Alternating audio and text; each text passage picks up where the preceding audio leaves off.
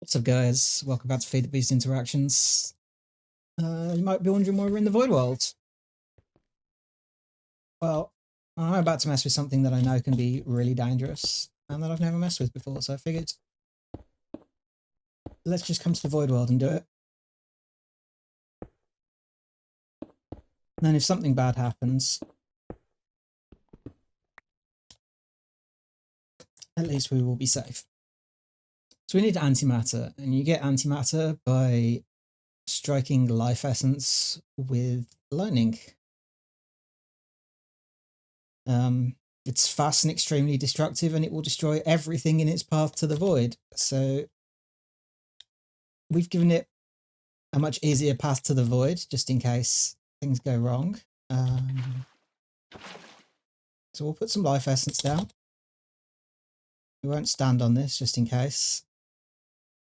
And I made this Sigil of the Storm. It's pretty simple. Here goes nothing.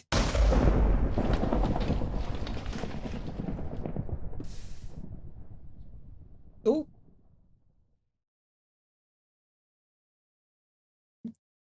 Yeah. I'm glad I did this here. I put out a fire and it cascade destroyed all of the blocks of antimatter. How much of this is actually here? Is the question. Is that all of it? Okay. And how much of this do we actually need for now? We'll need it later for neutronium. But for now I need a bucket. So I've got more than I need right now. I just want to make this flux for now. This will get us started in flux networks, and more importantly for right now, it will let us make the latticite chicken.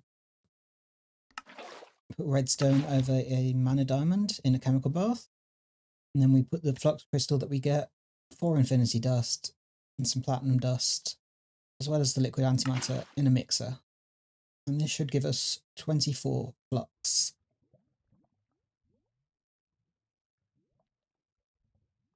And now that we have radon, we can use it in a advanced chemical bath, HV1, with another star.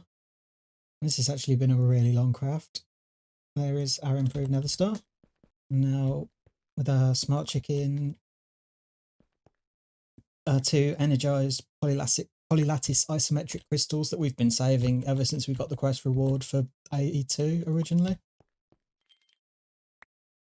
Infinity reagent, our flux, a dislocator that we got from a moon dungeon, and this nether star. Improved nether star, should I say. And then 64 Potentia, 48 Census, 32 Volatus, and 16 Alienus. Have the Potentia. Have the Alienus. Have the Census. And we have the Volatus. Nice.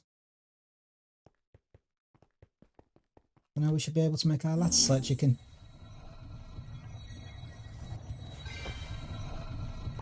And there's our latticite chicken. Now this has two uses. You extract the eggs to get this raw latticite. The primary use that we're probably going to be using it for the most is with Certus quartz seeds. It gives us these diploid polylattice crystals, which we can then charge. And these are used in a bunch of AE2 recipes. Like blank patterns, ME interfaces. The thormic energistic stuff, I'm not entirely sure that we're going to bother with this yet. We don't have the neutronium to make that yet. Yeah, it means we can finally get on with autocrafting, basically. The other thing that you can use the latticite for is you can centrifuge it, and you get tiny piles of nether star dust at a very small chance, and then Certus quartz and nether quartz dust. So I might set this up, but I mean, even at the currents here, what, low voltage, medium voltage, high voltage, EV, even when we get to Ivy, it's still only a 1% chance. So I'd rather just farm the wither to get the nether stars than to do it this way. We'll probably just use it for this. And now we have a bunch of these diploid polylattice crystals that we can use to start autocrafting. I've also set up passive automation for titanium tetrachloride, which we need to make titanium for all the EV machines. This is just an electrolyzer electrolyzing this bauxite dust, which gives us both aluminium and rutile. And then this rutile goes in a chemical reactor with carbon and chlorine, and this gives us carbon monoxide and titanium tetrachloride. And this is half of what we need. The other half is this magnesium dust. And most of the magnesium dust that we're going to need will come from taking the magnesium chloride that we get out. And that plus sodium gives us 1.5 magnesium dust and some chlorine back. And this chlorine comes full circle back to produce more titanium tetrachloride. And then we just need more magnesium. Normally it's completely renewable to get your magnesium back, but in this pack you lose a little bit on each cycle. But it's not too difficult to get more. There's quite a few different sources of it, mostly in the electrolyzer. We will have to figure out a permanent solution. Though, as you can probably see, I've made some changes. I've expanded all of this out. I had to build it all the way up from the seabed, unfortunately, but I needed more room, especially for this floor. It's still a work in progress. I do want to get rid of this LV line eventually. And I want to split this fuel setup up and passive it. But yeah, I'll be finishing this off over the course of a couple of episodes probably. And we now have access to Autocrafting. So I have started setting some stuff up.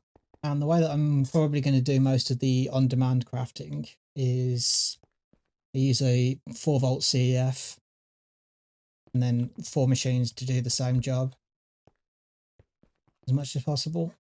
So in the case of like wire mills and lathes, which I'm about to build, how much space do I want here?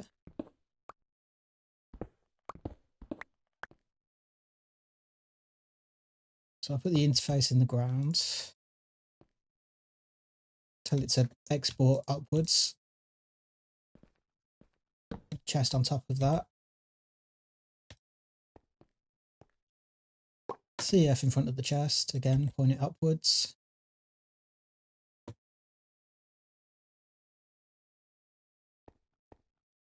guess I only need 1 for now.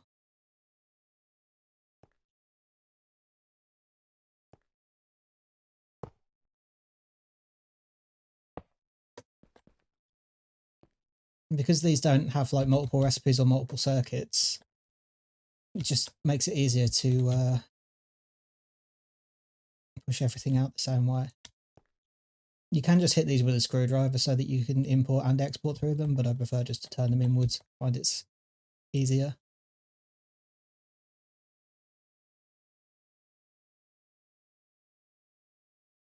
Oh, there's my item conduit.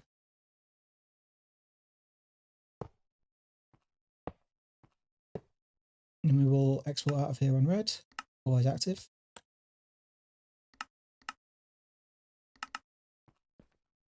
Insert into these on red, extract on black, always active. Turn that off. And then just insert into here on black.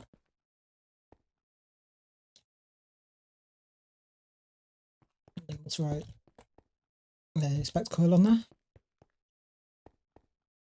And now we can just throw patterns into here. And we have multi-machine processing for it. Oh, I do want to turn round robin on this. And later on, when we scale up, we can also just make our recipes really large batches and they'll fill up the chest. So we could set it so that any time that you need 1 rod, it requests 64 at once so that you don't have to constantly request stuff. But now we'll just have it like this. Another thing that I did is I've never used Lazy AE2 before. I built this mass assembler. It's actually kind of neat. It's a multi-block. And on the inside it has this pattern provider that we got from a quest, and there's one coprocessor in there. And you can make this up to like 8x8x8. And the more crafting coprocessors you have, and assumedly the more pattern providers you have, the more things it can do at once and more patterns you can fit in there. Yeah, this is basically just the equivalent of a stack of molecular assemblers and interfaces. So with one pattern provider in here, we can have what, 1, 2, 3, 4, 9, 18, 27, 36 recipes. And this wasn't too bad to build.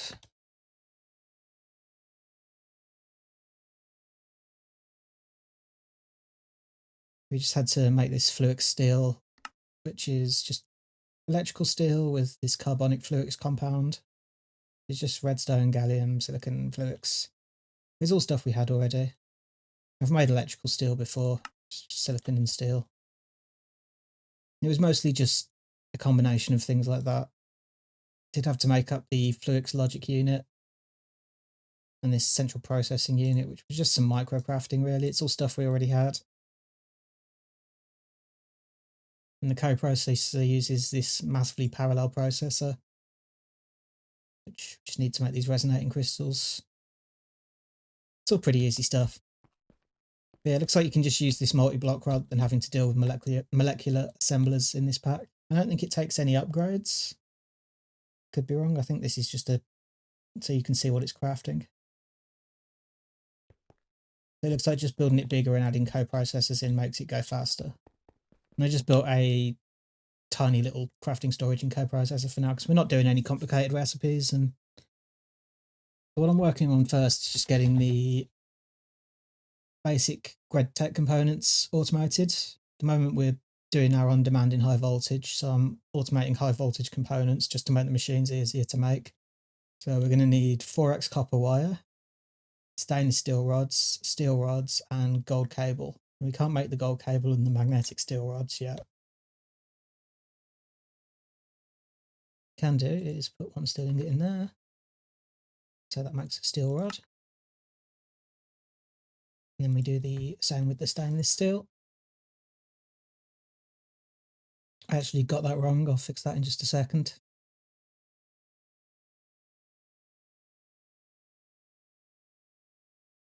And stainless steel in there.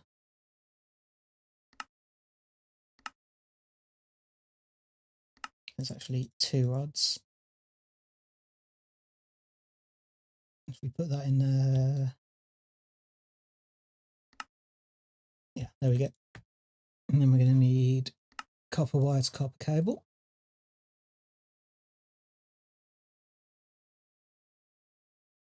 Well, copper wire. We can't do the copper cable quite yet, looks like we haven't made the assembly machines yet. And we can also switch to a processing pattern. So that 2 copper wires is 2x copper wire.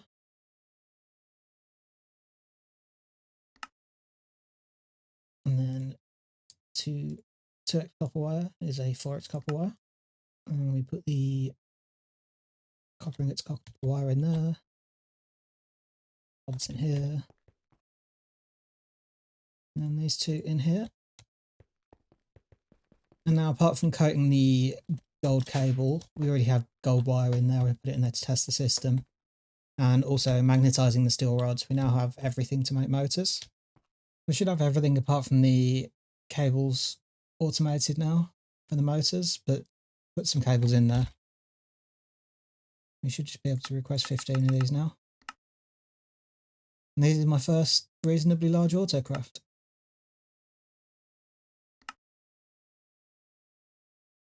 Now that is absolutely glorious to see. Now, in order to automate the cables, I don't want to use just plain rubber anymore. We have a choice of upgrades. We can either use silicone rubber or styrene butadiene rubber. We will need both at some point or another, because we need the styrene butatenes required for LUV conveyors. And I'm assuming that I'm going to need these machines at some point. And silicone rubber. Oh yeah, so we need the silicone rubber foil for, I think these are wetware processors.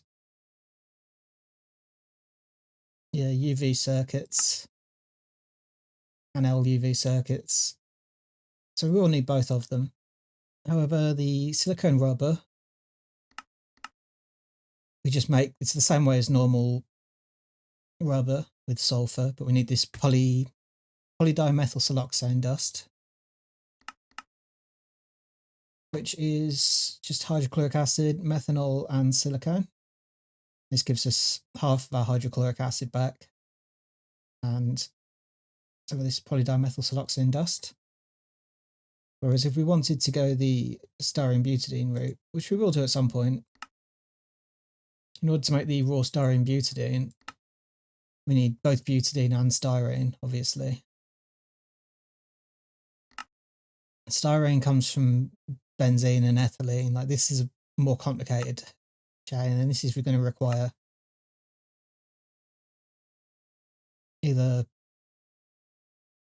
wood tar, the one that we have more of. Yeah, we could do it from our charcoal byproducts. So yeah, but now silicone rubber's the easier option. I've already automated methanol on passive. This is just carbon monoxide and hydrogen. We were getting the carbon monoxide from, was it the bauxite processing? No, it's the when we were making titanium tetrachloride, we were getting carbon monoxide as a byproduct. Whether or not this will be enough carbon monoxide remains to be seen, but I don't think we're going to need more silicone rubber than this. So the only thing we need to add to this methanol is hydrochloric acid, which we already have on passive, and silicon, which we have quite a lot of, and we can get from just electrolyzing clay and some other sources. So we need an MV chemical reactor for this, and then we'll probably also just throw an MV distillery next to it to turn this diluted hydrochloric acid to get half of our hydrochloric acid back. So we should have everything we need now. I've already set this to auto output and pointed it left. And in here we have the methanol and the hydrochloric acid. And put an interface here, and in this we're going to want silicon dust. Just keep half a stack in here. And sulfur.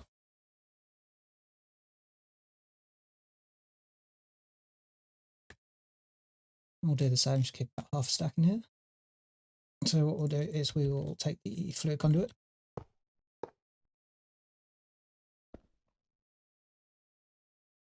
And we will have this one extract on, say, black. And have this one insert on,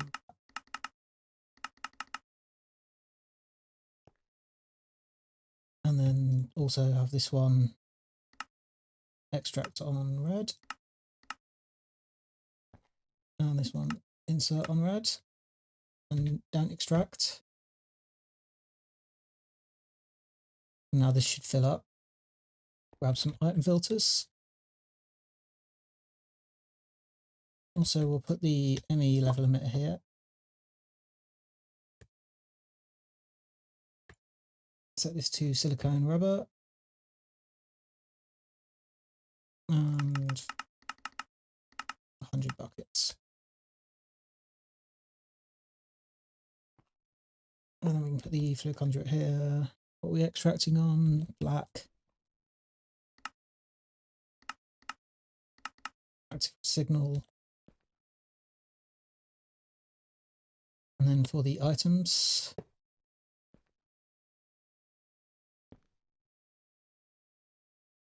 we will again insert on red.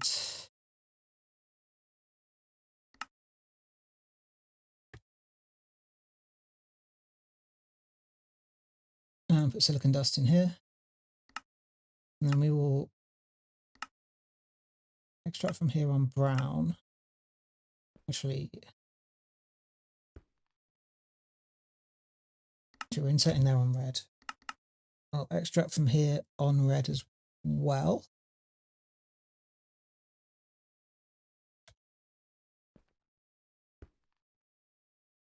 And then in here we'll insert on red. And we're using limited item filter this time, because we want sulfur.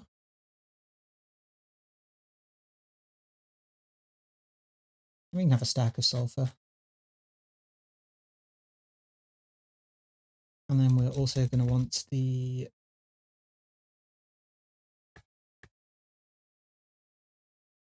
polydimethyl siloxane dust.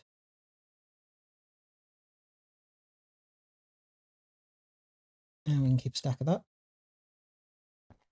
That's inserting on red, and we're going to extract from there on black.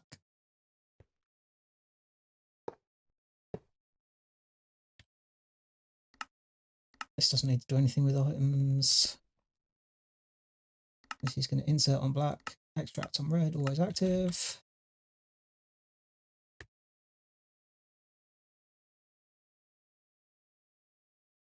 We will actually need a chip for this, but I'll get that after. So the fluid should automatically extract. And then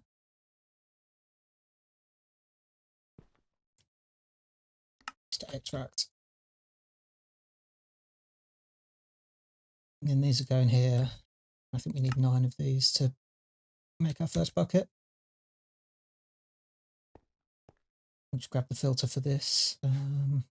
Now we're getting our first silicone rubber. We'll throw the one in there. This will start producing hydrochloric acid from our diluted hydrochloric acid. Now the silicone rubber should be in here because I don't have a drive for it, but I will go and partition one, and that will be silicone rubber setup. Just an infrequent reminder that batch crafting is definitely the way to go in growth tech. It saves so much time in the long run. Okay, so I added a few more machines. We have the assembling machines for coating wires. This just has an extra fluid interface at the back, which is set to stock silicone rubber. We haven't quite backed up on this yet, but we should do. Silicone rubber is actually only half the cost to coat a wire as rubber. Like rubber's 144, silicone is a quarter of the cost actually, it's only 36 millibuckets. So it will go a long way, so it will back up eventually. Also finally got some bending machines. And at this point, I think apart from circuits and a processor 8 assembling machine, we can make most of the stuff for most machines in our Autocrafting at the moment. I think I'm going to end this episode here for today. I went for something a bit different today. I went into a bit more of a deep dive about how I set up my my Autocrafting system. And hopefully you guys enjoyed that. Maybe you can let me know down in the comments. I'll finish setting this stuff up in between episodes, so hopefully next episode we'll have a mostly complete Autocrafting setup. Obviously it's never going to be fully complete because we're going to keep adding stuff to it as we go. But I think next episode I'd like to start looking at getting some EV machines, mostly the EV multi-block diesel generator, because our power network is struggling a little bit off of... We're running 8 HV diesel gens through the Spectre network. So, thanks everyone for watching, and hopefully I'll see you next time. Bye-bye.